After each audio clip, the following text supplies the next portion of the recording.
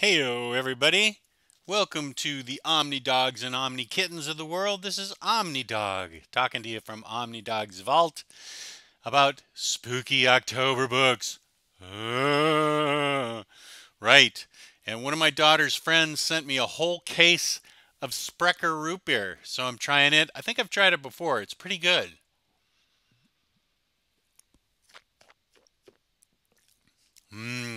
Foamy. Oh, this is really good. This may be the runner-up to Frost Top. I think you can get it all over the place. It's from the Midwest, specifically Wisconsin, I think, but I see it all over the place. If you can get your hands on it, this was probably easier to get a hold of than Frost Top. This is really good. So, on to the October books. I just finished, quite frankly, all I've done this whole month is read spooky books. And your dog is sick of it. So I'm gonna do two more vids and then I'm gonna cleanse my brains with some DC Rebirth or something. I need some light superheroism because I am frankly beat up with all the haunted houses and stuff that I've read. I haven't even read Lock and Key, but I've read that before, but I didn't read it for this review. But holy smoke.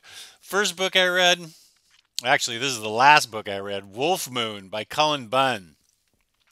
I like this book a lot because it's a wolf werewolf story, but it's got a really good twist to it. And I don't know that I should. Well, let's see. Okay, it spoils it on the back, so I can spoil it for you. The werewolf doesn't infect people by biting them, it hops from body to body like a spirit. You've got to kill the werewolf in order to stop it from hopping to body. And it leaves the people alive, so all they have to deal with are their terrible memories of being a werewolf and ripping people apart. Believe me, this book is savage. It rips the people apart for sport. Um, it is violent and bloody, but there's a couple of really good twists in there. The first twist, of course, is that it's a spirit that hops from body to body. There's a couple of werewolf hunters out there who have been possessed themselves and want to track down this creature so they um, don't have to let any more mayhem, let anybody else suffer what they suffered. Actually, when I say a couple, um, one of the women hasn't been possessed, but somebody close to her has been possessed, and then the main protagonist has been possessed, and he doesn't ever want anybody to feel the way he is. And of course, carnage ensues over the. Now there are a couple of tropes in it. The full moon is when the werewolf, can blossom. Silver bullets kill it, but otherwise, this is not your standard werewolf story, and it has the bonus of being one and done. So I recommend Wolf Moon out there for those of you who want to get your spook on during October. Now this next book is kind of a puzzle. Joe Hill, Gabriel Rodriguez, Tales from the Darkside, the same team behind the aforementioned Lock and Key. First of all, I think that Gabriel Rodriguez's art has improved since Lock and Key. I like it a lot better. It's not quite as cartoony as Lock and Key is. This is three or four short stories. Apparently this was supposed to be going on television and it did not make it to TV, so they transferred the books to a comic book.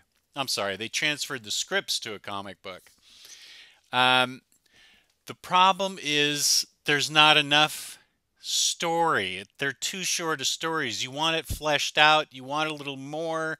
You want to know where it goes. Each one of these stories could have been a full comic book in itself, which is, of course, the problem with anthologies.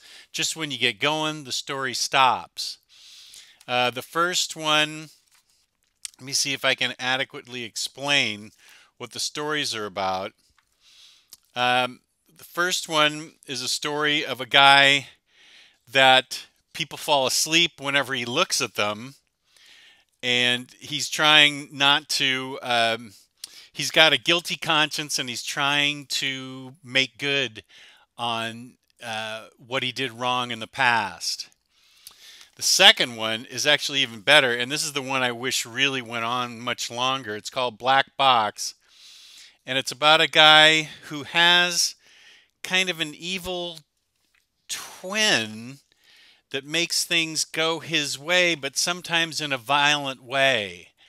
And it becomes so much more than just a regular old story. It starts to consume him and the people around him. Um, he ends up going into a medical facility for testing, and eventually the guy, there's his twin right there, who helps things go his way in a violent way, and he doesn't want the guy around anymore. They're going to try and give him a cure, but this evil twin of his doesn't want to go away. This thing could have gone on for longer. I was kind of disappointed it stopped where it did. Then the third story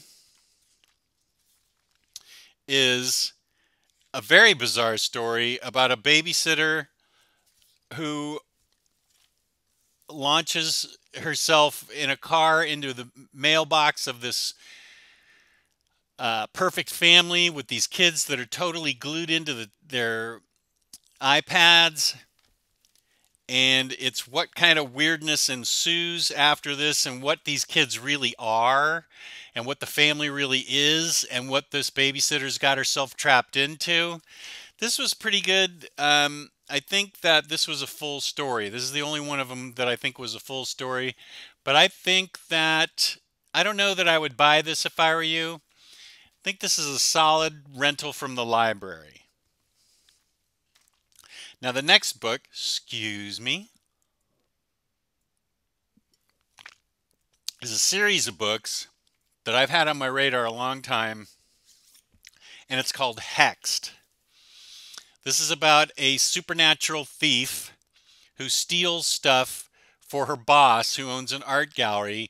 They steal occult stuff. Like the first, I'm not spoiling anything, the first thing she steals in the book is some wings for an angel that's missing its wings.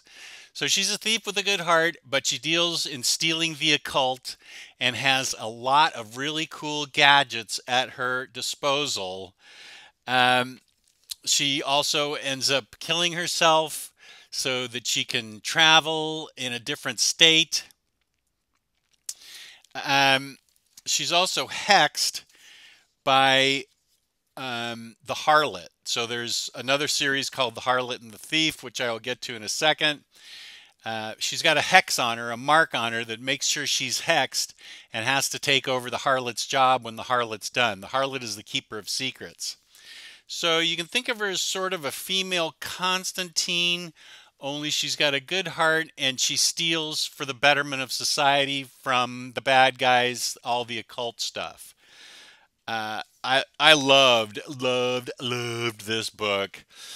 Hexed is really great, and there's all kinds of bad guys that want her to do things for her. There's all kinds of bad guys in the underworld, not the underworld, the occult world, demons and things that want her to do things for her. And she gets herself in and out of scrapes using her magic powers. So it's like Zatanna crossed with Constantine. Then you've got a whole other story. This is by Michael Allen Nelson and Dan Mora, that's called The Thief and the Harlot. Now, the only reason I'm a little reticent to recommend this is because Volume 1 is way out of print. Volume 1 of Hexed, Thief and the Harlot. But I checked. It's on Comixology and Comixology Unlimited. So if you're interested, you can read this on Comixology Unlimited, which is like free except for the subscription. In this... I'll just read the back. But when Lucifer, her nickname's Lucifer, accidentally unleashes a terrible evil from one of the paintings hanging in the art gallery, will any of the tricks up her sleeve be enough to stop it? She's got not a rival, but kind of another person who deals in magic that's not a rival, but is like a little above her. and Lucifer accidentally sets loose this woman's brother, who is intent on conquering the world. He was trapped. Here's a picture of the harlot, by the way. He was trapped in a painting, and she accidentally lets him go, and they've got to figure out how to solve this, how to kill him.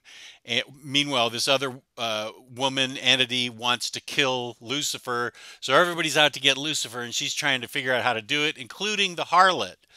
This is a complex, excellent story. The Harlot and the Thief. Don't let the fact that it's out of print keep you from renting it on Comixology. It is a solid, really good read. It's one of my favorite spooky books ever.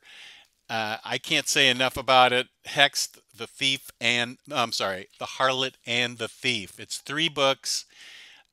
Don't spend the dosh on number 1. I think 2 and 3 are readily available, and then just get read the other book on Comixology, or read the whole thing on Comixology. I got lucky and got this several years ago, and I'm just now reading it. That's typical me. But again, that's Hexed, and then Hexed, the Harlot and the Thief. Highly recommended. Then we come upon Donny Cates, the hot writer of the moment. He's got a book called Baby Teeth. And in this book, we learn that a young girl, 16 years old, gives birth to the Antichrist. Like, seriously, the Antichrist. He doesn't drink milk, he drinks his mother's blood. That's how he survives. And his little baby cries, they can cause earthquakes. They're just crazy. And it's, of course, what she's going through with her sister and her father to try and protect the baby from other forces. And this is the only place where I think the book bogs down, because otherwise it's a great conceit. She's like 16 years old. She gives birth to the Antichrist, and like the Antichrist is real. There's a crazy raccoon who's out there that drops through a portal when the baby is born, and the crazy raccoon appears to be on her side. The only place where it bogs down is there's 2 cults after this baby. One's trying to kill it, the other's trying to protect it and worship it. Cults, I feel like it's kind of overplayed. You know, there's these super well organized, really rich cults. One's trying to assassinate the baby and the mom, or just the baby, and the other is trying to protect it as the birth of the Antichrist and who they worship and things like that. If you can get past the fact that those cult things are kind of overplayed, this is a solid book. I really enjoyed it. I really enjoyed the idea that the Antichrist is born to a regular old girl, and the things she has to go through to protect her baby, and the fact that her father and sister, who are complete badasses, are on her side. The assassins that are sent after her, there's a little twist there, which is really good. There's a twist in the cult that wants to save her, which I thought was really good too. So they're not your typical cults. They're pretty interesting. But I've heard that there are mixed reviews on this, and I'm assuming it's probably based on kind of a tired trope of the cults. I personally liked this book a lot, and I'm looking forward to more. So I think Baby Teeth is a solid buy for you for an October read. The next book is a weird one. It's called Strange Embrace and Other Nightmares by David Hine. This artwork will not appeal to everyone. It's quite different. And I will say this right off the bat. The book is twisted. Really twisted. If you like your books twisted, this is the book for you. As a horror book, I'm not really sure it's my cup of tea.